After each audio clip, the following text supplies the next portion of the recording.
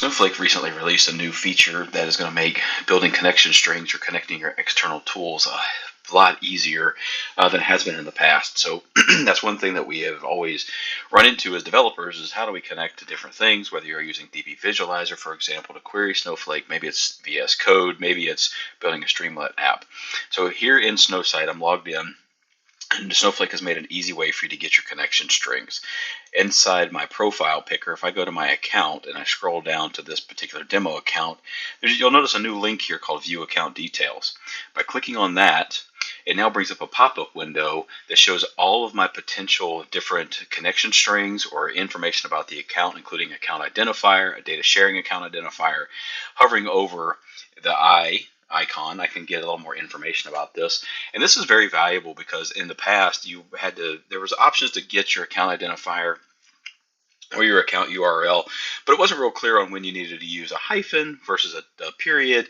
Did you need just the org name? Did you need the account name, etc.? But here you've got all the information about this particular account, and I can even go into and build a config file. So for example, if I'm using SnowSQL or maybe even using a Streamlit app, I can use this to build out a config file connecting to a particular database using a warehouse, and then determine whether I want to use an external browser for authentication or I want to put in a password. Again, you can copy this and then use it in your application, and if there's additional authentication types that you want to use, you can modify the config file once you get it into your application. Perhaps you're going to use an RSA key or those sorts of things. There's additional documentation on the Snowflake site that talks about how to use those different configurations.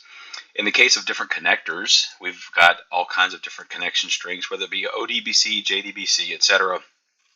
One thing that would have been helpful a few years ago when I was connecting to Snowflake using DB Visualizer is this JDBC connection string. It was a little difficult to figure out how to actually set this up inside of DB Visualizer at the time. But with JDBC connection string, which is what DB Visualizer uses to connect to Snowflake, I could easily build out what the connection string should be. I could have copied and pasted it right into my setup tool, and away I go. Again, lots of different options here for ODBC, JDBC, Go, .NET, and then there's even other connectors drivers. You can go to the account config and information. Again, if you want to pull any of this information out directly inside of Snowflake using SQL, if you click on the SQL Commands tab, these are all the SQL commands that generate the information that you would need, whether it be warehouse, database, schema, account identifier, etc.